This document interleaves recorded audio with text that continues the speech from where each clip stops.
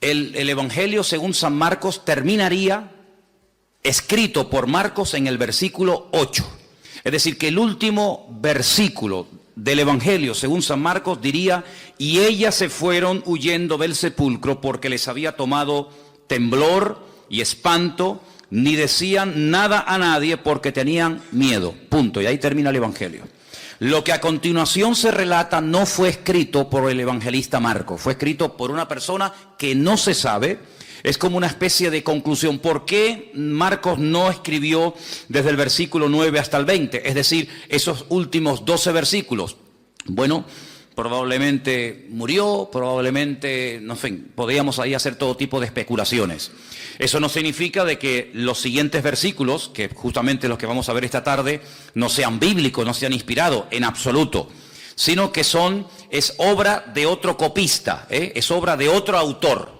El estilo, en castellano no se aprecia mucho, pero en el idioma original se aprecia que el estilo, el lenguaje, desde el capítulo 1, verso 1, hasta el versículo que les acabo de comentar, 16:8, es uno, y a partir del versículo 9 hasta el final es como si fuera otra persona el que escribió el resto del Evangelio. Y es que efectivamente fue así, fue otra persona, no Marcos, sino otro escritor el que escribió, repito, desde el versículo 9 hasta el versículo 20. No es algo que cree ningún problema, sino simplemente a modo de información, por si algún día alguien se lo comenta, pues dice: no, si yo la sabía, no me estás descubriendo nada nuevo, ya eso ya lo sabíamos nosotros porque ya lo hemos oído en la iglesia. Muy bien, entonces, si empezamos desde el versículo 9, vamos a encontrar que la primera persona que vio a Cristo resucitado no fue un hombre, no fue un discípulo, no fue un religioso, sino fue una mujer. Como yo siempre he dicho, y es lo que creemos y siempre lo seguiremos creyendo porque es así, en la Biblia no hay casualidades, en la Biblia no hay errores, nada sobra, nada falta, todo tiene una razón de ser. Incluso textos, cosas, historias, parábolas, etcétera, que leas y que no entiendas, bueno, el que no lo entienda no significa de que no sea de Dios. Todo siempre tiene una razón de ser. Colores, animales, números, lugares, nombres, etcétera, etcétera. Todo tiene una razón de ser. ¿Por qué el Señor no decidió cuando resucitó, por ejemplo, aparecérsele a la primera persona que fuera un hombre, digamos Juan, el discípulo amado, la persona que más cerca vivió del Señor? Lo podía haber hecho, ¿sí o no? Pero no lo hizo así. O a Pedro, o a Tomás, o a un grupo de discípulos. ¿Por qué a una mujer? Bueno, en aquellos tiempos y durante muchos siglos, el testimonio de una mujer no tenía ningún valor. Ninguno. Cuando se hacía un juicio, si se llamaban a mujeres como testigos, el testimonio de las mujeres en juicio no tenía ninguna credibilidad. No se aceptaba el testimonio de una mujer. Tal vez por eso el Señor dijo: bueno, eso es lo que ustedes dicen. Esas son vuestras tradiciones. Esas son vuestras costumbres y vuestros prejuicios humanos. Pero yo lo voy a hacer al revés de como ustedes lo harían. Porque muchas veces nos creemos en posesión de la verdad. Y muchas veces creemos que incluso hasta parte de nuestras costumbres y parte de nuestra cultura y la forma como adoramos y la forma como hablamos y la forma como vivimos, todo lo que decimos, hacemos está bien y es correcto. Y eso es lo que creían también los judíos de la época, que el testimonio de una mujer no valía nada, en absoluto. Y precisamente el Señor a quien primeramente se le presenta es a una mujer. Teniendo este dato en cuenta, teniendo esta información en cuenta, ahora ustedes pueden entender, en el versículo 10 dice: yendo ella, lo hizo saber a los que habían estado con él, que estaban tristes y llorando. Esta mujer viene con la buena nueva, la primera persona en la historia de la humanidad que predicó el mensaje de la resurrección de Cristo. No fue un hombre, fue una mujer, fue María Magdalena, que dice el versículo anterior, de la cual el Señor había expulsado 7 demonios. En ninguna parte de los evangelios nos dice la Biblia que María Magdalena, como a veces yo he escuchado, era una prostituta. Eso no dice la Biblia, eso no lo dice. Lo que sí dice la Biblia es que tenía serios, gravísimos problemas de tipo espiritual, concretamente 7 demonios. Y a todos el Señor los expulsó. Luego, cuando esta mujer no solamente es liberada, no solamente cambió su vida antes de la crucifixión, sino que ahora encima lo ve resucitado, sale corriendo porque sabe que sus discípulos lo están pasando mal. Dice aquí el versículo 10 que estaban tristes, evidentemente. No era para estar tirando cohetes, no era para estar saltando de alegría. Habían matado a aquel que ellos habían creído que era el verdadero Mesías. Y según ellos, se equivocaron. Tantos años, tantos milagros, tantas maravillas, tantas cosas que hicieron y viajaron y escucharon y vieron. Aparentemente no sirvieron para nada. Se volvieron a equivocar otra vez. Y ahora hay que volver a casa. Ahora hay que recoger velas, amigo. Ahora hay que volver a Galilea, ahora hay que volver otra vez a la pesca, ahora hay que volver marcha atrás. Y cuando lleguen al pueblo en Capernaum o en Tiberiades, como muchos de ellos vivían, muchos se reirán diciendo, ves, lo sabíamos que se habían equivocado, que ese hombre sí tenía un carisma tremendo, pero que no era el verdadero Mesías. Y por eso estaban tristes y llorando, porque para ellos había sido una desilusión haber dejado todo para seguir al maestro y ahora resulta que el maestro está muerto. Pero en medio de este dolor, en medio de esta tristeza, una mujer llega y le dice, no, tranquilos, no pasa nada. Ha resucitado, lo he visto, he estado con él. Pero ahora pueden entender por qué dice que ellos oyeron que vivía, que ella lo había visto, pero dice, no la creyeron. ¿Por qué? Porque ellos tenían en su mente que, por muy verdad que fuera, jamás un judío aceptaría el testimonio de una mujer. Y además, no tenía otro testigo que pudiera corroborar su versión, sino que encima era una sola y encima mujer. Por lo tanto, lo que decía no servía para nada. Seguían en su tristeza, seguían en su desánimo, en su depresión. Y aunque el Señor ya estaba vivo, ellos seguían sufriendo por algo que ya había desaparecido, por un problema que no existía. Pero cuando creemos en una mentira, la mentira nos esclaviza y la mentira nos impide gozarnos en el Señor. El Señor estaba vivo, ya el diablo había sido derrotado, ya había ido a la presencia del Padre, ya se había presentado con sus manos ensangrentadas, ya el precio del pecado estaba comprado, anulado. Pero sin embargo ellos seguían sufriendo por algo que no tenía ningún sentido, seguir sufriendo y seguir llorando. Entonces el Señor dice, muy bien, no habéis creído al testimonio de una mujer porque vuestros prejuicios son tan tremendos que os impiden aceptar el testimonio de María Magdalena, cuando es una de las mujeres más fieles que ha tenido el Señor durante su ministerio. Muy bien, vamos a hacerlo de una manera diferente, a ver si ahora creéis y aceptáis el testimonio. Versículo 12.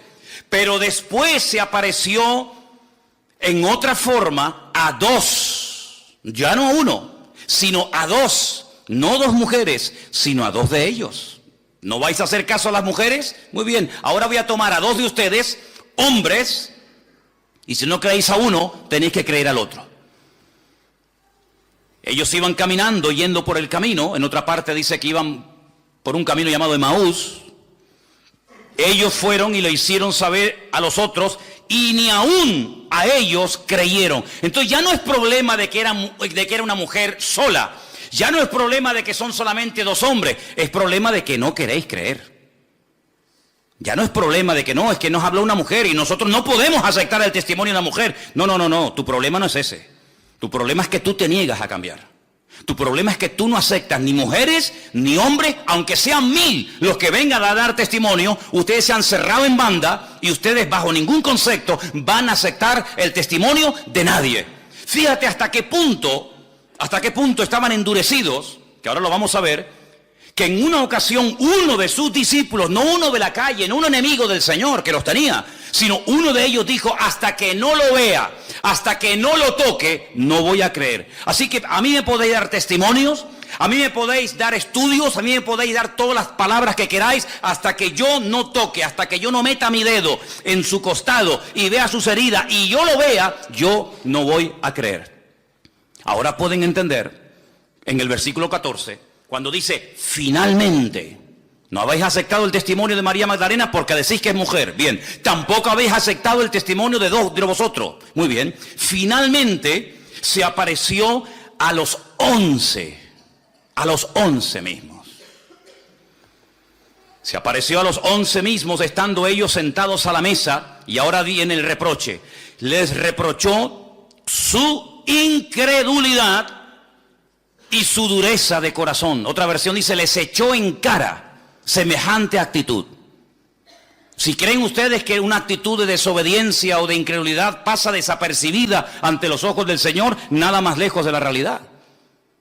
Dudar de las palabras, dudar de lo que Dios ha dicho, cuestionar su resurrección.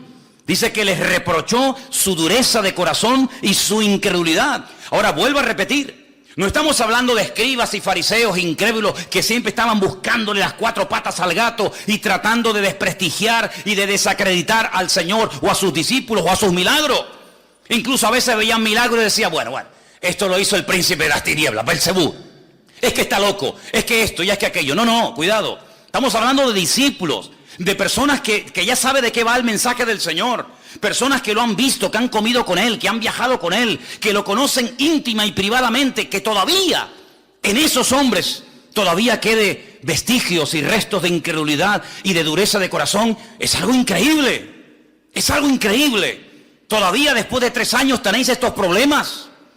Bueno, lamentablemente a veces la gente del mundo tiene como más apertura y son más crédulos para ciertas cosas que algunos que se llaman creyentes, que dicen, bueno, ya será menos. El Señor les reprocha su corazón, como diciendo, esto no lo voy a pasar por alto. Ahora, el pasaje que vamos a leer nuevamente, desde el 14 hasta el 18, es un pasaje muy interesante porque son las últimas palabras del Señor Jesucristo. Y cuando las volvamos a leer, yo les voy a hacer una pregunta y tenéis que ser sinceros a la hora de responder. Y dicen así, versículo 15, les dijo, id por todo el mundo y predicad el evangelio a toda criatura.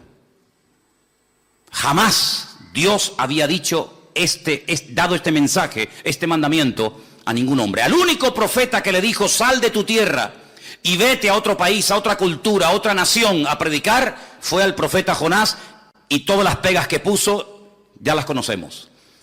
Ahora el Señor abre el abanico, dice no, ya se acabó eso de predicar solamente en Israel y solamente a los judíos, o bien en el norte, o bien en el sur, o bien en una tribu, o bien en otra tribu, ya eso se acabó.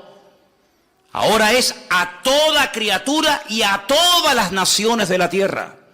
Algo que para nosotros aparentemente es tan normal, para ellos era un escándalo. Porque ellos tenían metido hasta en el tuétano de sus huesos que a nadie más el Señor les iba a hablar y a bendecir como a ellos, porque ellos eran, como lo dice la Escritura, su especial tesoro.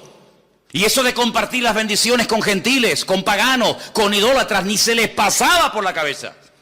Pero ahora el Señor les dice, tenéis que ir por todas las naciones de la tierra predicando el evangelio.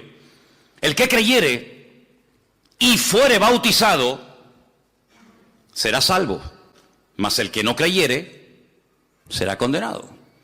Y ahora viene algo muy interesante a partir del versículo 17 y 18 que dice, y estas señales, no dice señales seguirán, porque claro, se dice señales y no especifica qué tipo de señales. Tendríamos que aceptar todo tipo de señales como de parte del Señor. Y para que no caigamos en el error de abrirnos a todo, ni cerrarnos a todo, el Señor dice, estas señales, como diciendo, no son todo tipo de señales. Alguien dijo en una ocasión, bueno hermano, pero el Señor dijo en una ocasión que señales o cosas más grandes que el Señor haríamos. Sí, en cantidad, pero no en diversidad. Jamás le vamos a ganar al Señor absolutamente en nada. Lo que Él no hizo, tampoco te va a permitir a ti la oportunidad de poder hacerlo tú. Porque sería hacer cosas que Él no hizo, y repito, nunca le vamos a ganar al Señor absolutamente en nada. Claro, serán señales mucho más grandes, serán señales en diferentes naciones y países, pero estas señales, las que yo les voy a nombrar a continuación. Primero, en mi nombre echarán fuera demonios. Segundo, hablarán nuevas lenguas. Tercero, tomarán en las manos serpientes y si bebieren cosa mortífera no les hará daño.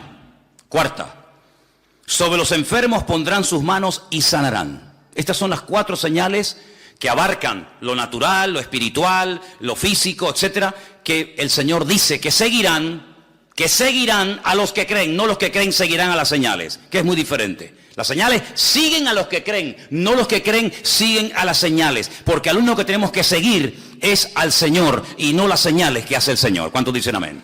Bien. La pregunta que yo les quiero hacer ahora, después de leer estas 4 señales y de leer estos versículos, es: ¿cuántos aceptan? ¿Cuántos creen en esto que hemos leído en esta tarde? ¿Todo? Si aceptamos todo el pasaje, quiere decir que aceptamos lo que dice cada versículo con cada palabra y con cada cosa que nos dice y en cada una de las señales. ¿Ustedes creen que hoy en día se puede echar fuera demonios? ¿Estáis convencidos de ello? ¿Cuántos has echado tú?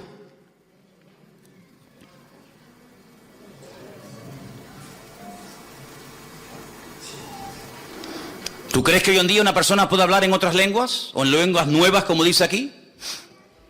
Entonces, ¿por qué no hablas tú nuevas lenguas?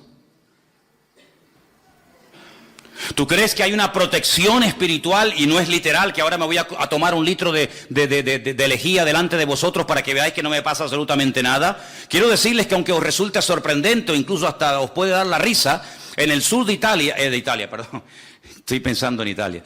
En el sur de los Estados Unidos hay una zona que se llama The Veil of God, que es el cinturón de Dios, que es donde por metro cuadrado hay más iglesias evangélicas de todas las naciones del mundo. Es una detrás de otra, una detrás de otra, una detrás de otra, una detrás de otra. Y en muchas de esas congregaciones, no en todas, en muchas de esas congregaciones hay una reunión, un culto, que es una de las más importantes de la semana y consiste en llevar cajas llenas de serpientes de cascabel. Y las sueltan en la iglesia. Y la gente las coge, los niños juegan. Llévale unas cuantitas a los niños de la escuela dominical para que se entretengan. Toma, dale a Luquier una. Claro, lo que no cuentan es que el cementerio que está detrás de la iglesia está lleno de los miembros de la iglesia que han sido picados y muertos por ella, ¿no? No es algo literal, ¿verdad? No es algo literal, pero esto nos habla de que hay una protección sobrenatural. No vamos a entrar a tentar a Dios, pero evidentemente el Señor nos está diciendo que hay una cobertura, hay una protección espiritual. ¿Por qué? Porque nos movemos en el mundo espiritual. El mundo espiritual es tan real como el mundo en el que nosotros vivimos y cotidianamente nos movemos en él. Nuestra lucha no es contra sangre y carne, sino contra principados, contra potestades, contra gobernadores de las tinieblas de este siglo, contra huestes espirituales de maldad en las regiones celestes. Hay demonios, hay principados, hay gobernadores, detrás de esa depresión, detrás de esa continua inclinación al pecado, detrás de ese deseo irresistible de volver otra vez a las andadas, de volver al vómito, a veces puede haber demonios. Aunque tú no le des la importancia ni lo creas, me da igual. Pero muchas personas todavía siguen siendo esclavos de ataduras espirituales, pero como no lo aceptan, ni lo creen, y encima dicen: es que yo nunca he creído en eso, a mí nunca me enseñaron eso, como si eso te escudara, y eso, digamos, te diera libertad para decir que no crees en eso. Pero detrás de muchas situaciones familiares, económicas, físicas, espirituales, etcétera, etcétera, hay auténticas opresiones demoníacas. Y dice la palabra de Dios, y nos da muchos ejemplos. La Biblia dice que una vez en un culto, hermano, en una sinagoga en los tiempos del Señor Jesucristo, Lucas observó, y Lucas era médico. Por lo tanto, él no es una persona que espiritualiza cualquier situación, sino que él reconoce que allí en ese culto, ese día, había una mujer encorvada, dice que de ninguna manera se podía enderezar. Y lo está hablando, diciendo un médico. De ninguna manera se podía enderezar. Eso quiere decir que probablemente esta mujer intentó de toda forma, con la medicina, con la homeopatía, con gimnasia, con esto y con aquello, enderezar su columna, dice, y no se podía enderezar, porque tenía espíritu de enfermedad.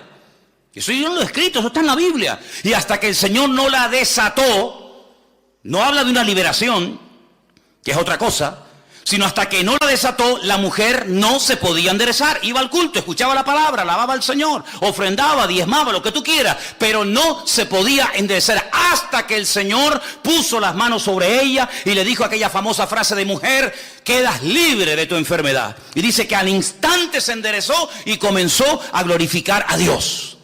Bueno, y el Señor dice: a esta hija de Abraham que Satanás tenía atada por 18 años, ¿no le voy yo a desatar aunque sea día de reposo?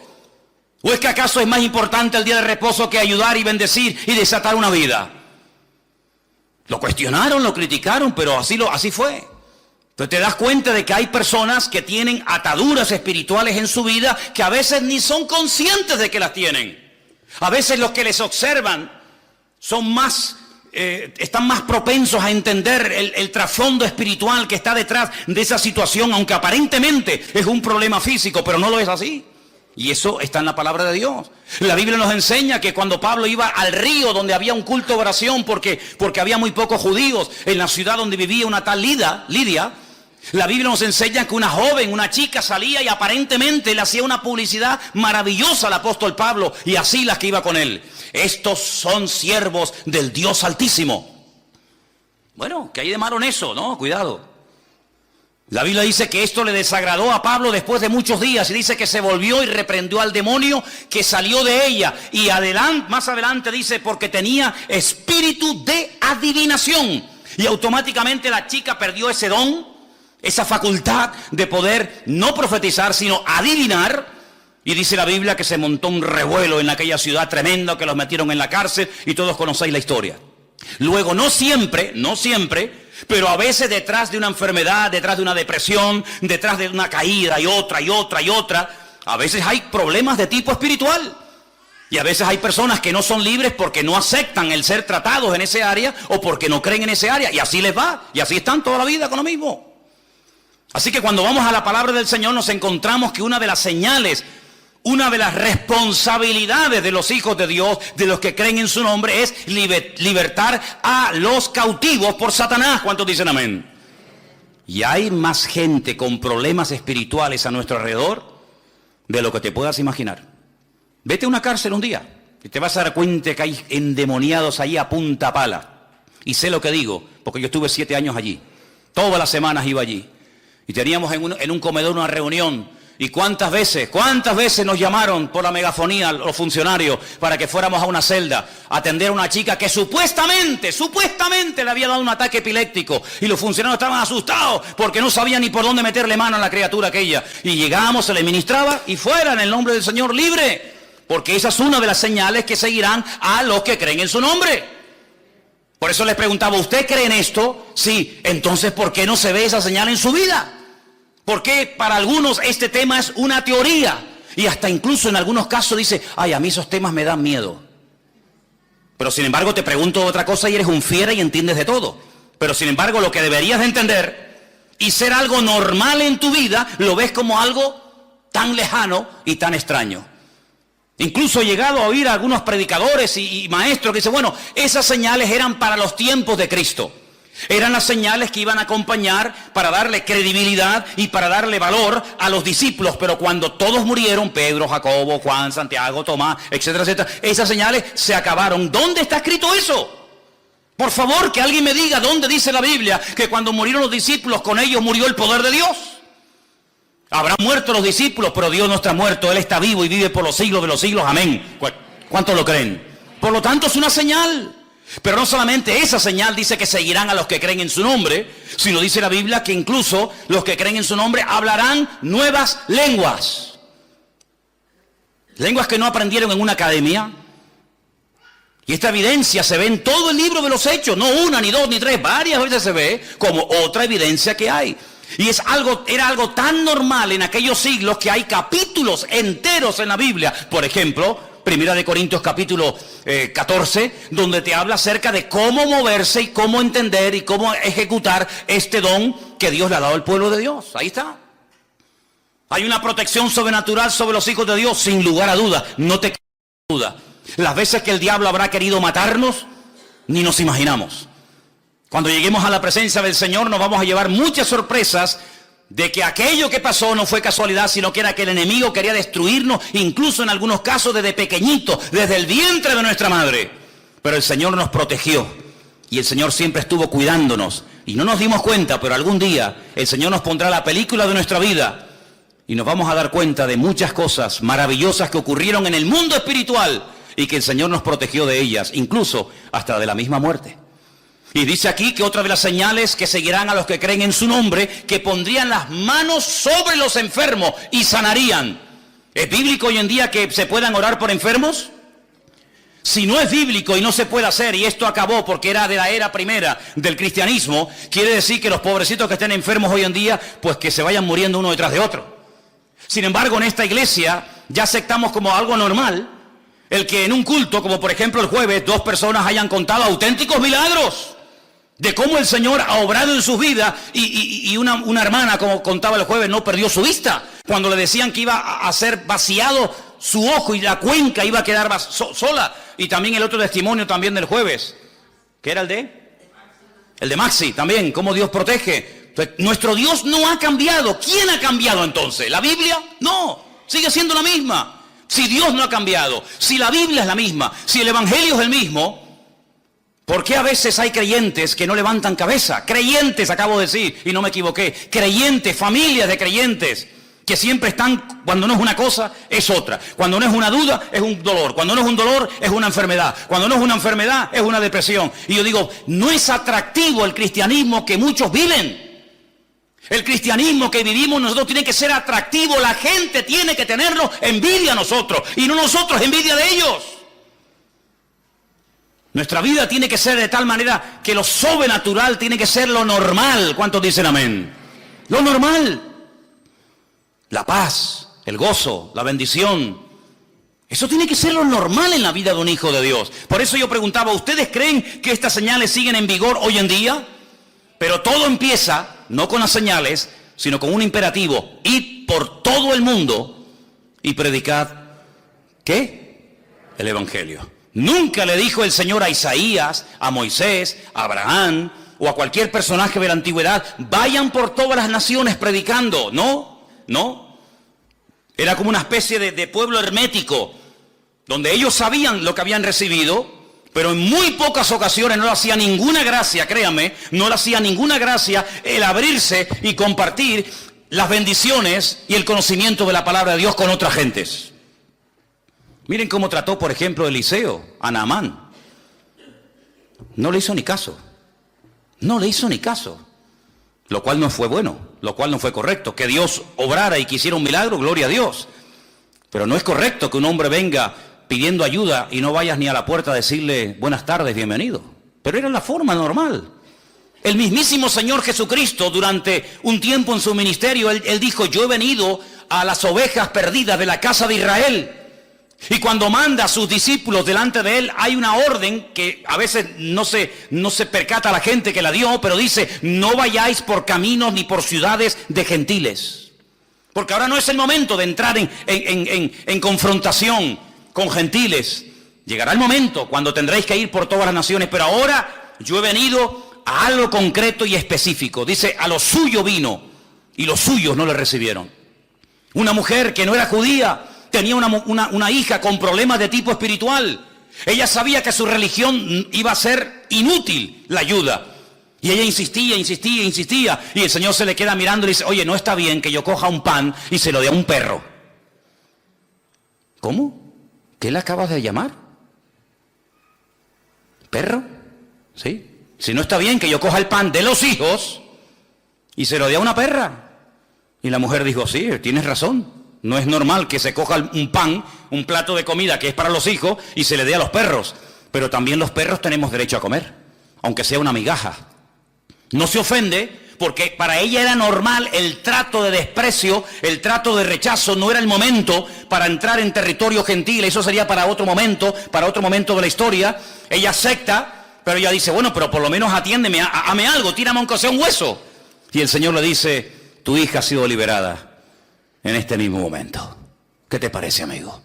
Cuando él se va a tierra de los Gadarenos, tierra que no pertenecía al pueblo de Israel, y allí lo expulsan, allí lo echan, porque dice la Biblia que él echó fuera demonios de la vida de un hombre llamado el endemoniado Gadareno, y aquella piara de cerdos se precipitó en el mar de Galilea. La Biblia dice que salieron los habitantes y le dijeron, vete de aquí, fuera. Si no llevas ni 5 minutos ya se han muerto 2000 cerdos. Este hombre lo tenemos aquí un día entero y nos destruye el pueblo. Vete de aquí. El Señor no discutió, el Señor no dijo, no, yo de aquí no me voy, sino el Señor dijo, muy bien, yo me voy, pero tú que estás empeñado en venir detrás de mí y en ser un discípulo mío, no te lo voy a permitir, sino quédate aquí y vete por las calles, vete por la ciudad de los Gadarenos y cuéntale cuán grandes cosas ha hecho el Señor contigo.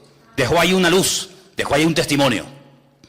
Ahora, ese tiempo en el cual solamente a ellos se les hablaba, solamente a ellos se les aparecía el Señor o el Señor les daba revelación, ese tiempo se acabó, amigo.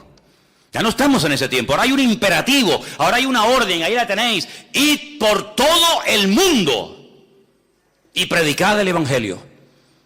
La pregunta es, ¿y qué es el evangelio? Porque si la orden es predicar el evangelio a toda criatura, y ahí vi otras fotos, ¿verdad? Pues, ¿qué es el evangelio? Porque todos los que son creyentes tenéis que saber alcanzar a todo ese tipo de personas, de razas, de tribus, de pueblos, de naciones, porque es una orden, es un imperativo, es un mandato del Señor a todas las naciones de la tierra, predicar el evangelio. ¿Usted sabe predicar el evangelio? ¿Sabe lo que es el evangelio? ¿Qué es el evangelio? Ven a mi iglesia, te invito el domingo a la tarde, toma una tarjetita y escucha al pastor. Eso no es el evangelio, eso es una invitación. ¿El evangelio qué es? Quítese esto del cuello, quítese aquello, quítese tal, quítese de cual y venga a mi iglesia. Eso no es el evangelio. Hay gente que no saben evangelizar y llevan toda la vida en la iglesia. Es más, hay creyentes que son unos pesados cuando hablan del Señor. Son unos auténticos palizas. Porque hablan y hablan y hablan y hablan y hablan y hablan y hablan, pero no predican el evangelio, porque no saben ni siquiera lo que es el evangelio. Cuentan su testimonio, cuentan su vida, cuentan que le pasó esto, cuentan que le pasó lo otro, que lloré un día y no sé qué, pero que eso no es el evangelio, hermano y hermana, que eso no es el evangelio. ¿Qué es el evangelio? Contar su vida, sus problemas, cómo el Señor... No, eso no es el evangelio, son testimonios, son experiencias personales, pero muy poca gente, créanme, sabe predicar el evangelio. No saben hacerlo, porque en el fondo dice, bueno, ¿el evangelio qué es? El evangelio es una buena nueva, es una noticia que consiste en 3 elementos fundamentales. Si usted cuando predica el evangelio no cuenta, no dice, no comparte estas 3 cosas, usted no está predicando el evangelio. Usted está hablando del Señor, pero no está evangelizando. En todo mensaje evangelístico, en todo acto que usted haga para predicar el evangelio, tiene que hablar sí o sí de la muerte de nuestro Señor Jesucristo. Pero la muerte, ¿por qué? ¿Por qué tuvo que morir Jesús? Si no murió de viejo, no murió de un infarto, sino que murió porque puso su vida voluntariamente para morir. ¿Por qué tuvo que morir? ¿Y por qué de esa manera tan cruel? Por una sencilla razón. Porque cuando Dios creó al hombre en el principio, lo creó sin pecado, lo creó sin mancha, lo creó inocente, lo creó con la libertad de poder acercarse y hablar con su Creador en cualquier momento y a cualquier hora y en cualquier lugar. Pero eso se acabó. Se desconectó el hombre de Dios por el pecado. Satanás vino, tentó al hombre, tentó a la mujer. Los dos cayeron, los dos se desconectaron de Dios. Los dos salieron del gobierno, de la protección de Dios. Y ya no podía hablar el hombre directamente con Dios. Ahora había que presentar sacrificios ¿de qué? ¿De qué? De animales. De animales. ¿Qué pinta un animal en mi relación con Dios? Es que cada vez que vayas y mates un animal, y cada vez que veas la sangre de ese animal derramado, número 1, tienes que entender que sin sangre sin derramamiento de sangre no hay remisión de pecados. La única forma de que el pecado se borre es con sangre. Pero si los animales no borran el pecado, ¿para qué derramar sangre de animales? Es como una pérdida de tiempo. No, es simplemente una preparación para que cuando se derrame su sangre, que es la única que puede perdonar nuestros pecados, la sangre de Cristo, estéis preparados y sepáis de qué va el tema. Segundo, cuando sacrifiquen un animal, quiero que entiendan que tu parte animal, tu parte carnal es la que ha salido a flote y te ha desconectado de la presencia de Dios. Te has comportado como una auténtica bestia, te has comportado como un animal, y ese pobrecito animal inocente, cordero, oveja o lo que sea, ese animal está cumpliendo un papel sustitutorio, está muriendo en tu lugar, pero no sirve de nada porque la sangre de los toros y de los machos cabríos no puede perdonar los pecados. Es simplemente prepararte psicológicamente, mentalmente, para que cuando se derrame, cuando se ejecute el verdadero sacrificio que es el de Cristo, el Cordero de Dios, que quita el pecado del mundo, lo entienda y no te quedes con la boca abierta diciendo, ¿y esto de qué va? Así que cuando hables a una persona del Señor y quieras predicarle el Evangelio, tienes que decirle, Cristo murió por tu culpa, por tus pecados, por los nuestros, por los de toda la humanidad. Es como si Cristo dijera, mira, tú y tú y tú, todos tenéis que morir, pero yo no quiero la muerte del impío, dice la Biblia. Yo quiero que todos se salven y que todos procedan al arrepentimiento.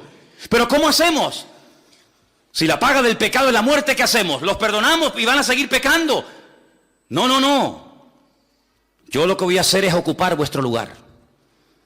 Que mi Padre se desahogue conmigo y que derrame toda vuestra culpabilidad sobre mí. Y yo moriré por todos los crímenes, por todas las injusticias, por todas las barbaridades que se han cometido, que Dios me eche la culpa a mí. Y yo moriré por toda la raza humana, por los que murieron, por los que viven y por los que aún vivirán en el futuro. Yo voy a hacer un sacrificio una vez y para siempre. Bien, imagínate que la gente no entiende que Cristo murió por los pecados del pecador, que Cristo murió por nosotros. Men, pero murió. ¿Y ahora qué hacemos? La segunda parte. Hay que hablar de que la muerte no acabó con el Señor. La muerte no fue el fin, la muerte fue el principio. ¿Por qué? Porque la muerte dio paso a la resurrección. ¿Cuántos dicen amén? Porque sin resurrección no hay esperanza. Porque estamos creyendo en un muerto. Y los muertos, dice la Biblia, no tienen poder ni para hacer bien ni para hacer mal. Por eso la gente cuando consulta a los muertos se equivocan. La Biblia dice, no busques entre los muertos al que vive, porque Él ha resucitado. Si Cristo no resucitó, vana es nuestra fe. Y los que murieron creyendo que resucitarían, tampoco resucitarán. Porque si Cristo no resucitó, nadie tampoco resucitará. Luego Él murió, gloria a Dios por eso. Pero Él resucitó al tercer día. Bueno, gloria a Dios, está vivo. Pero ¿dónde está? Yo quiero verlo, yo quiero conocerlo. Yo he creído en Él. La tercera parte del Evangelio es que el que murió y resucitó al tercer día y nos llevará a su presencia y estaremos por la eternidad con Él. Eso es el Evangelio. El Evangelio no es contar que me dolía aquí y lloré y el Señor me sanó. Ese es su testimonio, hermano y hermana. Esa es su experiencia personal, pero eso no es Evangelio. Esa es su experiencia. Y hay gente que comparte y bombardea a los demás con sus experiencias, con sus testimonios, pero no evangelizan. Y aquí de lo que se trata no es hablar de usted. Aquí de lo que se trata es de hablar de Él. Porque si hablamos de usted, la gente se puede quedar sorprendida. Pero si hablamos de Él, dice la Biblia que el Espíritu Santo tomará esa palabra, convencerá al pecador de su pecado y aceptará la verdad que es en Cristo Jesús, Señor nuestro. ¿Cuántos dicen amén? Por eso el Evangelio es la orden que tenemos todos de predicar. ¿A quién? A todo el mundo. A los de ISIS, a los del Daesh, que cortan cabezas a diestra y a siniestra, a los que violan niños. ¿A ellos sí o no? Porque dice la Biblia, ¿cómo creerán si no hay quien les predique? A los caníbales, sí, hermanos, también fueron en otros tiempos predicadores y misioneros a Guinea, Papúa y a otras partes del mundo a predicarle a los caníbales, y muchos se convirtieron, y también hay que decirlo, muchos misioneros perdieron la vida. Y no sé si ustedes saben aquel caso famoso de aquellos misioneros que fueron a esas islas del Pacífico y fueron devorados por aquellos caníbales. Pero tiempo más tarde esos caníbales se convirtieron al Señor. Y los hijos de aquellos que habían sido asesinados volvieron a aquellas islas y bautizaron y se abrazaron con aquellos que se habían comido a sus padres y a sus antepasados. ¿Por qué? Porque el Evangelio tiene un poder transformador, de tal manera que puede ser una persona que entendió el Evangelio y aceptó a Cristo. Las cosas viejas pasaron y aquí todo es hecho nuevo. El Evangelio tiene que cambiar nuestra forma de hablar, nuestra forma de pensar, nuestra forma de vivir, en algunos casos también hasta nuestra forma de vestir. El Evangelio es una revolución por dentro y por fuera. ¿Cuántos dicen amén? Dice la Biblia que el que dice que aceptó a Cristo, que entendió el Evangelio y sigue pecando, no ha entendido nada, porque el Evangelio es cambio total, absoluto y radical. Y algunos dicen, bueno, vamos cambiando poco a poco. ¿Quién se dejaría de envenenar poco a poco?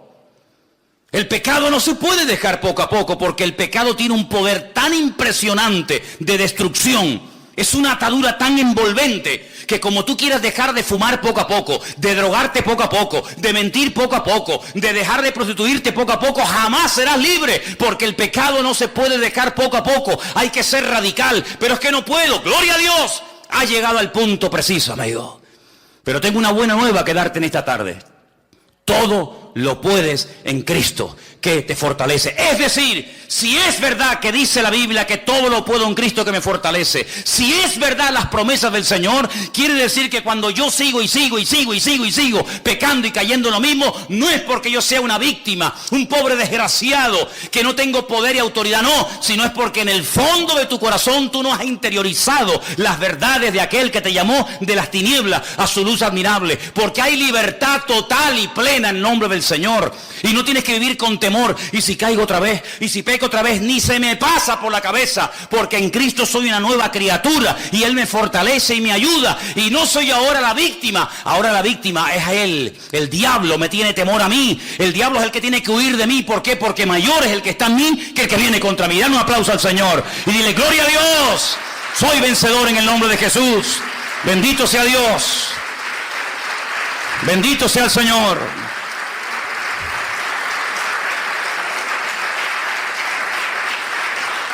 Amplía el radio de acción. Jerusalén, Samaria, Judea y hasta lo último de la tierra. Amplía el radio de acción. Amplía el radio de la audiencia. Ya no solamente a los judíos de Jerusalén, sino ahora es a todas las naciones de la tierra, a los romanos, a los griegos, a los cartagineses, a estos y aquellos. Así que amplía el campo, amplía la audiencia, amplía los requisitos, porque aquí también hay requisitos, ¿eh? En el Antiguo Testamento a nadie se le hablaba de convertirse. ¿Convertirse a qué? En el Antiguo Testamento se hacían prosélitos. ¿Qué es un prosélito? El que se convertía, el que dejaba sus ritos, el que dejaba su idolatría y se hacía judío. ¿Y cómo se hace una persona judía? ¿Cómo si yo quiero ser judío, cómo hago? Te tienes que circuncidar si eres hombre. Tienes que sumergirte en una pileta que se llama mikvé. Tienes que cambiarte el nombre. Y tienes que dejar tu antigua vida y comenzar a creer lo que dice la Torá, lo que dice la ley. Eso es lo que se hacía. Pero ahora, cuando vamos al Nuevo Testamento, nos encontramos que dice: primeramente ustedes tienen que creer. Y luego tienen que manifestar esa creencia en público. ¿Cómo? Bautizándote. En el nombre del Padre, del Hijo, del Espíritu Santo nos bautizamos. Como señal pública. ¿Cuándo? En la Biblia, al momento, al instante. Y finalmente el Señor amplía el radio de señales. ¿Por qué? Porque si vas al Antiguo Testamento, te vas a encontrar que generalmente Dios utilizaba y hablaba y se manifestaba a través de un profeta. Da igual si fuera Samuel, Jeremías o quien fuera. Ahora, sobre toda criatura, Dios ha derramado su Espíritu.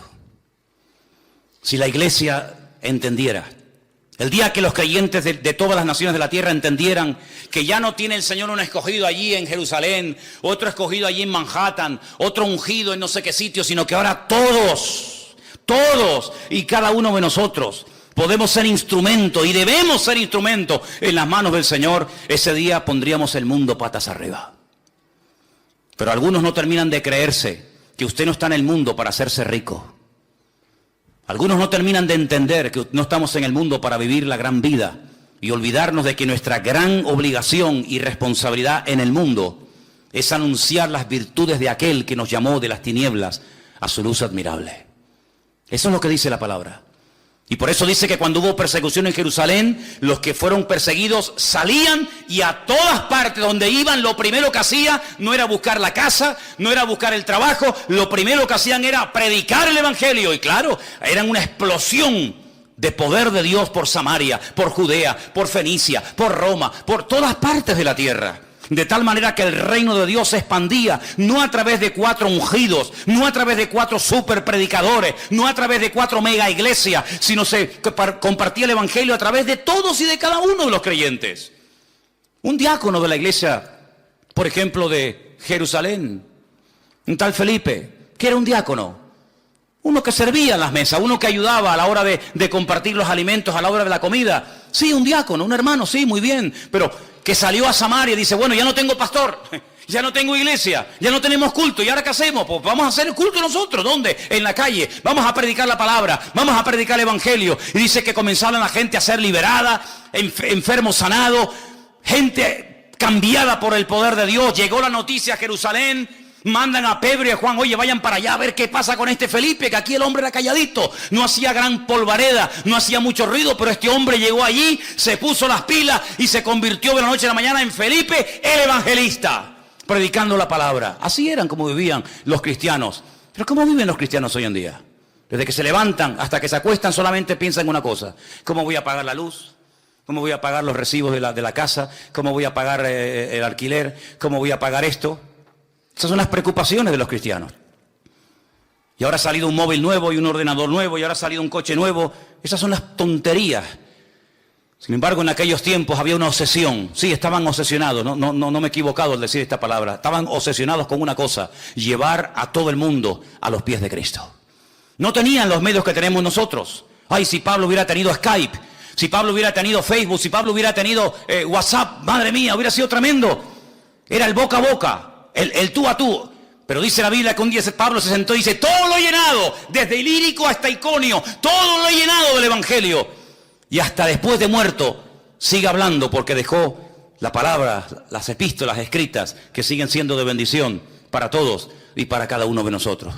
¿No se desanimaba esta gente? ¿No se deprimían con persecuciones, con matanzas, con fieras de los circos romanos que los devoraban, con mujeres crucificadas, con niños aserrados por la mitad? No se deprimían, no se desanimaban. Parece que no. Parece que no. El fuego de Dios se había metido en sus corazones de tal manera que desde que se levantaban hasta que se acostaban era así. A ver a quién le hablo, a ver a quién le hablo, a este, al otro. Pablo lo meten en la cárcel. Uy, peor todavía. Ganó a toda la cárcel para Cristo. Dice que allá había un preso llamado Onésimo. Y hay un juego de palabras porque la palabra Onésimo significa útil. Pero él le escribe una carta y dice, pero tú ¿qué haces aquí? No, es que yo soy un esclavo que me fugué de la casa de mi amo. Ah, entonces tú no eres Onésimo. Tú no eres una persona útil, tú eres un inútil. Tú tienes que volver a la casa de tu amo. ¿Cómo se llama tu amo? Mi amo. Dímelo, no tengas miedo. Mi amo se llama Filemón. Filemón, pero si yo abrí una iglesia en la casa de Filemón, tú eres esclavo de Filemón. No te preocupes, espérate un momento. Pablo escribe una carta y dice, Filemón, aquí te mando a este que te fue un inútil, pero que ahora te vas a hacer útil, porque yo le he puesto las pilas. Ahora te es útil a ti y a mí. A mí me gustaría quedármelo aquí conmigo porque me viene bien, pero te lo voy a mandar porque tiene que dar la cara y arreglar los platos rotos que ha quebrado, los tiene que arreglar. Te pido por favor que lo recibas como si me recibieras a mí. Yo sé que tú lo vas a recibir porque me vas a hacer caso en todo lo que yo te digo y vas a hacer más de lo que yo te digo. Y una cosa, Filemón, si en algo te defraudó, ponlo a mi cuenta. Si te robó, que seguramente te habrá tenido que robar algo, porque si no, ¿cómo llega hasta Roma? ¿Quién le pagó el pasaje? ¿De qué ha comido? ¿Dónde ha vivido el tipo este? Si algo te robó, ponlo a mi cuenta, pero escúchame una cosa, no te olvides que tú a mí también me debes mucho. Dios te bendiga. Es tremendo, ¿eh? Pablo, que cualquiera le va a pasar la factura a Filemón o a Onésimo. ¿Qué te parece? Dice, y este lo he engendrado en mis prisiones, hasta pariendo en la cárcel para el Señor. No te ofendas por la palabra que te voy a decir ahora, pero ¿cuándo fue la última vez que pariste? Pariste un alma para Cristo. ¿Saben? Hay hermanos que nunca han tenido esta experiencia. Hay hermanos que nunca han tenido el gozo de decir, a esta persona yo la hablé en la calle o donde sea, y lo llevé a los pies del Señor, y hoy en día está sirviendo al Señor, predicando, cantando, adorando. Hay muchos, miles de creyentes en España, lamentablemente, que nunca han tenido esa experiencia. Y yo digo, ¿será imposible? No, es que ni siquiera se lo han planteado. Así que, amados hermanos, esta orden está en pleno vigor. Id por todo el mundo y predicarle. Pero hermano, yo no puedo ir por todo el mundo. Vale, no te preocupes. ¿Cuál es tu mundo? Todos tenemos nuestro mundito. Hay gente que su mundo es su carnicería. Otros, su mundito es su estanco. Otro, su mundito es, cada uno tiene un mundo y en ese mundo tú ejerces una influencia. Hay gente que tú conoces que yo no conozco y viceversa. Gente que todos los días saludas y le hablas y nunca le has dado ni una tarjetita, ni un folleto, ni lo has invitado, ni has orado por él. Y te enteras que la mujer lo engañó, te enteras que el hijo se metió en la droga, te enteras que el otro día se murió un familiar de él. Hermano, aprovechemos las oportunidades, no seamos ovejas estériles y cristianos mudos. Es una tragedia. Porque si tú no hablas, la Biblia dice que pasará lo que podía ocurrir en aquellos tiempos donde se levantaba una torre en medio del campo y ahí se llamaba aquel hombre la atalaya. Al horizonte, el que veía si venía el enemigo. Y dice la Biblia que tenía una pequeña trompeta, un cuerno. Y cuando él veía venir al enemigo en el horizonte, él la hacía tocar y decía, muchachos, prepárense que viene el enemigo. ¿Y cómo viene? Vienen armados hasta los dientes.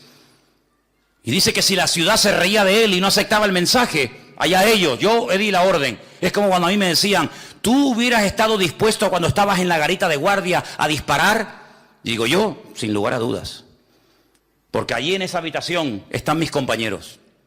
Y si alguien venía a matar a mis compañeros, y en aquellos tiempos había muchos atentados en la ETA, y en uno de los cuarteles que yo estuve se hicieron varios atentados, y no tenía la menor duda, porque mi obligación era defender a mis compañeros. De hecho, una noche cuando me tocó, entre 3:30, la tercera imaginaria, me tocó ir a revelar al que estaba en la garita. ¿Saben el famoso santo y seña, no? Garita, santo y seña. Me dice, digo, oye, ¿sabes el santo y seña? Yo digo una palabra, él tiene que decir otra o algo así, ¿no? Para que sepamos que él es mi amigo. Yo digo, perro viejo, y él me dice, guau. Si me dice, tararí que te vi. No, este no es de los nuestros, este es un enemigo. Yo le dije, Garita, santo y seña. Es que no me acuerdo, santo y seña, no me acuerdo. Dice así, ¡rac! Cargué el seme, lo metí así. Y le dije, o me lo das al amigo o te disparas bien. Se hizo todo encima el pobrecito. No, en serio, ¿eh? Y me dijo, caballo blanco, no sé lo que era. Digo, vale, amigo. Descargué. Porque yo soy el responsable de cuidar a 5.000 hombres que están ahí adentro durmiendo. Que tienen mujeres, tienen hijos y tienen cosas. Y no le voy a permitir a ningún golfo que me venga a hacer un atentado contra mis amigos y mis hermanos. Eso era lo que hacía la atalaya en la Biblia. Es que Dios no es un pacifista, ¿eh? Es que Dios no es un pacifista. Él es Jehová de los ejércitos, por si no lo sabes. Y las cosas claras, el chocolate espeso. Atalaya, cuando veas al enemigo, suena la trompeta. Que se ríen de ti, la sangre de la ciudad no se te demandará. ¡Ay, amigo! Pero la escritura dice en el libro del profeta Ezequiel, si el atalaya se queda dormido y no da la voz de alarma, y viene el enemigo y mata niños y mata mujeres y viola a un montón de personas, la sangre de toda la ciudad la demandaré de ese hombre, porque ese hombre no fue responsable, fue un irresponsable, y toda una ciudad murió por culpa de uno. Pues ese es el ejemplo que toma la Biblia para decirnos a nosotros, ¿sabéis lo que sois vosotros en Tenerife, en España, en el mundo? Atalayas, responsables de decirle a toda esta generación que no sabe ni por dónde ir, ni a quién creer, ni a qué agarrarse. Señores, ay, cómo me gustaría a mí hablar con el coleta.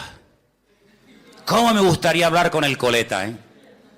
Este demonio disfrazado de oveja, porque eso es lo que es, un demonio disfrazado de oveja.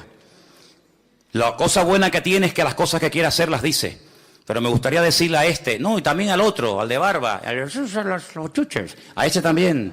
Y al otro, y decirle, mira, vengan para acá. ¿Saben por qué ustedes sois incapaces? Y la imagen que estáis dando es vergonzosa a nivel nacional y a nivel mundial. Porque los cuatro le habéis dado las espaldas a Dios. Porque todos los mismos le habéis dado las espaldas al Creador. Y en vez de doblar la rodilla, y en vez de buscar a Dios, y en vez de ir a las iglesias y pedir ayuda y sabiduría de parte del Señor, estáis peleando entre vosotros y vais a llevar entre todos el país a la ruina. ¿Pero por qué? Porque no creéis ni os agarráis al Señor. Porque dice la Biblia, si alguno tiene falta de sabiduría, y evidentemente lo que falta en España es sabiduría, pero de la buena, pídasela a Dios y el Señor se lo dará abundantemente y sin reproche. Pero como no quieren dar su brazo a torcer, porque están peleando el uno contra el otro en vez de buscar el bien común, en vez de buscar de Dios, así nos va. Y ahora tendremos otra vez, Dios mediante, que ir a elecciones, y 280 millones de euros nos volverán a costar las dichosas elecciones, y volverá a pasar lo mismo. Cuando en un minuto, en la presencia del Señor, se podría arreglar todos los problemas y dificultades, pero tiene que haber mucha humildad, y tiene que haber no dureza de corazón, como dice aquí, no incredulidad, sino humildad de decir, Señor, no podemos, sí podemos, no, tienen que decir en sus mítines, no podemos, eso es lo que tienen que decir, no que podemos, habéis demostrado que no podéis nada, no podéis ni poneros de acuerdo entre vosotros mismos, y queréis arreglar un país. Pero hermanos, cuando un jovencito pastor de ovejas, cuando un don nadie aparentemente, el Señor lo ungió, el Señor lo levantó, fue un rey poderoso, fue un hombre usado por el Señor. ¿Por qué? Porque diga el débil, fuerte soy. Y cuando buscamos del Señor y nos agarramos al Señor, el Señor nos da sabiduría, nos da poder, nos da autoridad, y tenemos al enemigo a raya. Y eso es lo que tenemos que hacer, decirle a esta gente, mira, lo que tenéis que buscar es de Dios. ¿A cuántas iglesias han venido a pedir oración? Estos 4, a ninguna. Pues si viven en desorden, si algunos de ellos están viviendo en desorden. Y una persona que vive en desorden, Dios no lo puede usar. Dios no puede bendecir a un político, me da igual si se llama político, pastor, evangelista, orden, que no sabe poner en orden su vida privada, vas a intentar poner en orden la vida de un país. El que no es fiel en lo poco, tampoco puede ser fiel sobre lo mucho. Si te doy un billete de 50 euros y me lo pierdes o te lo gastas en chucherías y en boberías, ¿te voy a dar 500? ¿Estamos locos o qué? Cristianos sí, pero bobos no. Y por eso dice la Biblia que tenemos que predicar el evangelio, porque nadie lo hace, porque nadie lo dice. ¿Quién predica el evangelio? ¿Dónde se oye predicar el evangelio? En ninguna parte. Pero amados hermanos, ha llegado un momento histórico. Es nuestro momento. Y mañana cuando salgan por las calles, cuando vayas a la universidad, cuando vayas a trabajar, cuando vayas a donde vayas, mentalice, tu primera prioridad no es buscarte los garbanzos. Tu primera prioridad es buscar el reino de Dios y su justicia y predicar la palabra. Y te digo más, si tienes tiempo libre, aprovéchalo. No estés todo el día rascándote la panza, mirando al techo y quejándote, sino di, Señor, gracias porque hay algo que yo no puedo comprar con dinero, que es el tiempo libre. Y tú me has dado tiempo libre para alcanzar personas que están ahora mismo pensando tal vez en quitarse la vida. Y termino diciendo algo. Imagínate una ama de casa. Estaba en su casa el otro día limpiando los platos, maquillándose. No, perdone si lo hago mal, es que yo nunca me he maquillado. Maquillándose, no sé si se empieza por aquí o por allá. Miriam me ha explicado varias veces, pero ni quiero aprender, ni me interesa. Se estaba maquillando, se estaba poniendo los pantalones, los calcetines, estaba viendo la televisión y de repente, en segundos, se cayó el edificio. ¿Pero quién iba a pensar en eso? ¿Que se va a caer un edificio dónde? Aquí en Tenerife. ¿Dónde se cayó un edificio? En Tenerife. ¿Pero dónde? En la zona turística. Un edificio. Estamos locos. ¿Cómo se va a caer un edificio? Sí, se cayó un edificio. Sí, lo sabéis, ¿no? ¿Pero quién le iba a decir a esa señora, a ese hombre, a ese extranjero, que también había algunos? ¿Quién le iba a decir que iba a estar en un piso una mañana tranquilo, sin un ataque terrorista, sin una bomba, sino así, ¡pum!, de golpe y porrazo se le iba a venir encima al edificio? Y creo que ya van 7 muertos. Ay, amigo. ¿Y si esas personas nadie les predicó el evangelio? ¿Dónde están ahora mismo? ¿Tendrán posibilidad en la muerte de arrepentirse de sus pecados y pedir perdón a Dios? Pues yo sé que te gustaría, algunos dirían, hombre, no hay otra oportunidad, yo te tengo que decir lo que hay. No. Es decir, que la persona solamente tiene en la vida esta vida para reconciliarse con Dios. No hay reencarnación, no hay segunda, tercera o cuarta oportunidad, no. Pero es que en el budismo, es que yo no soy budista, yo soy cristiano. Si te gusta más el budismo, pues ya sabes lo que tienes que hacer. Cada uno que se busque su camino. Pero la Biblia dice, está establecido por Dios que todos los hombres mueran una sola vez. Y después de esto el juicio. Hebreos 9:27. Luego, si ahora no aprovecho mi oportunidad, si ahora me río, si ahora paso de todo, como en los días de Noé, amigo, nunca tendrás otra oportunidad para reconciliarte con Dios. Entonces quiere decir que puede ser que yo me esté todos los días rodeando y hablando con personas que Dios las puso en mi camino y yo nunca me atreví a hablarles del Señor, y yo como el atalaya del barrio, como el atalaya de la universidad, como el atalaya de ese trabajo, yo no le hablé, y esa persona puede ser que se condene eternamente por mi culpa porque yo no le hablé del Señor. ¿Es esto así de crudo? Entonces esto es más serio de lo que yo pensaba. Es que el evangelio es muy serio. Es que el evangelio no es para señoritos. Los señoritos están en los cortijos en Andalucía y montan.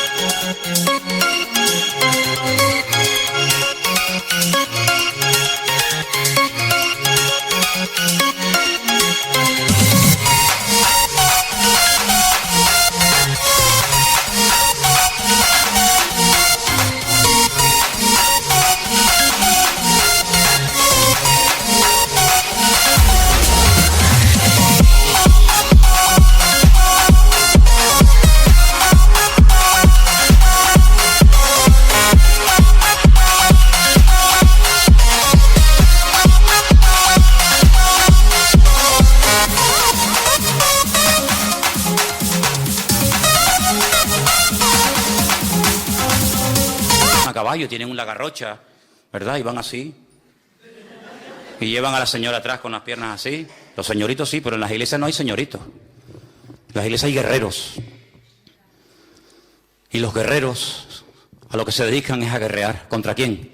Contra el diablo y contra los demonios. Y esa es nuestra obligación, ir por todo el mundo y predicar el evangelio a toda criatura. En esta semana tienes que hablarle a alguien del Señor. Ora. Esa persona ya está ahí preparada. Esa persona ya está ahí buscando de Dios. Pero nadie se ha atrevido a acercarse. Y quiero solamente decir un detalle más. Un hombre, uno solo, en un desierto. ¿Quién encuentra un hombre en un desierto? Es como una aguja en un pajar. Bueno, hay gente que es tan gafe que se sentó encima del pajar y se pinchó con la aguja. Pero bueno, es de todo en la vida. Un hombre en el desierto, solito. Pobrecito, había viajado desde Etiopía hasta Jerusalén. Yo no sé si hablaría hebreo, no tengo ni idea. Pero cuando llega a Jerusalén, dice que va para adorar a Dios. Pero si tú eres etíope, tú eres hombre de color, tú eres eunuco, tú eres gentil, a ti no te van a dejar ni entrar a la puerta, muchacho. Pero igualmente voy a subir porque yo quiero adorar a Dios. Yo no sé cómo hizo, pero seguramente pagando una inmensa cantidad de dinero logró comprar un trocito del pergamino del profeta Isaías. Mira qué bueno, el capítulo 53. Todo el libro no, porque no, pero un trocito. Y cuando volvía leyéndolo. Yo no sé si es porque no entendía muy bien el hebreo o por lo que fuera. Dice que leía y no entendía nada. Y de repente el Señor le dice a Felipe, aquel que les acabo de comentar que estaba en Samaria en medio de una vorágine, una campaña alucinante: Felipe, vete al desierto. Y no dice, yo ahora no puedo ir. A ver, ahora al desierto. ¿Y al desierto para qué? No puedo ir mañana. ¿Y por qué tengo que ir yo? ¿Por qué no mandas a este? Además, al desierto, yo me acabo de comprar una casita ahora. Yo no voy a ir al desierto ahora, más a mí el calor me mata. Ahí se va Felipe, el obediente, al desierto, en obediencia. Nunca te vas a equivocar por obedecer al Señor. Aunque te mande al desierto, es mejor irse en obediencia al desierto que en irse en rebeldía a un lugar donde aparentemente hay de todo. Y dice que de repente ve que viene un carromato a lo lejos de un hombre. Claro, él sabe perfectamente lo que está leyendo, porque este es convertido, este es judío, este sabe. Y oye, como cordero fue llevado al matadero y no se le hizo justicia y tal. Dice, ay, está leyendo el profeta Isaías, el capítulo más mesiánico de toda la Biblia. Fíjate qué mesiánico es, que hasta el día de hoy en muchas sinagogas se prohíbe leer ese capítulo, porque es demasiado mesiánico. No lo dejan leer. Porque el que lea ese capítulo o tienes que ser cabezón o te conviertes sí o sí. ¿Tú entiendes lo que lees? Y le dice el etíope, ¿y cómo voy a entender esto si no hay alguien que me lo explique? Te puedes subir al carro y me vas explicando de lo que habla, si habla del mismo, si habla de otro hombre, y dice, venga, ahora mismo, estuvieron viajando no sé cuántos días, calor abrasador terrible. Y le estuvo explicando el evangelio de tal manera que llegó un momento en el que el etíope dijo, para un momentito el carro, mira, aquí hay un pequeño charquito, un pequeño oasis. ¿Hay algún impedimento para que ahora que entiendo y por fin he entendido el evangelio, yo sea bautizado? Porque dice, el que crea y sea bautizado. Yo puedo ser bautizado aunque sea eunuco, aunque sea de otra raza, aunque sea de otra etnia, aunque sea gentil. Y dice, si crees en Jesucristo, bien puedes. Los dos dice que descendieron al agua, lo bautizó, y en ese momento dice la Biblia algo increíble. Yo sé que tú lo crees, porque si no ya me contarás. Dice que el Señor arrebató a Felipe, nunca más se volvieron a ver el uno al otro. Felipe apareció en la otra punta del país, en Azoto, pero dice la Escritura, y quédate con esto, y siguió el etíope gozoso su camino. ¿Y cuál es el país de África donde en aquellos tiempos había más cristianos y más creyentes? En Etiopía. Porque ganó a uno. Y ese uno, sabe Dios, ganó a centenares y ganó a miles. Ese uno está allá afuera esperándote a ti. Y a ti, y a ti, y a cada uno de nosotros. Solamente es cuestión de decirle, Señor, dime dónde está. Aunque sea a las 4 de la mañana voy, porque está a punto de caramelo. Si tú eres sensible a la voz del Señor, en esta semana nos podemos llevar muchas sorpresas. ¿Cuántos dicen amén? Cierra tus ojos, vamos a orar al Señor. Ahí donde estás. Recuerda esto, predicar el evangelio no es un entretenimiento, no es solamente algo de los pastores o evangelistas o misioneros. Predicar el Evangelio es un deber, es una responsabilidad de todo creyente. Y más fácil imposible. ¿A quién? A todo el mundo. ¿Dónde? En cualquier parte. ¿A qué hora? Cualquiera. Muerte, resurrección y segunda venida.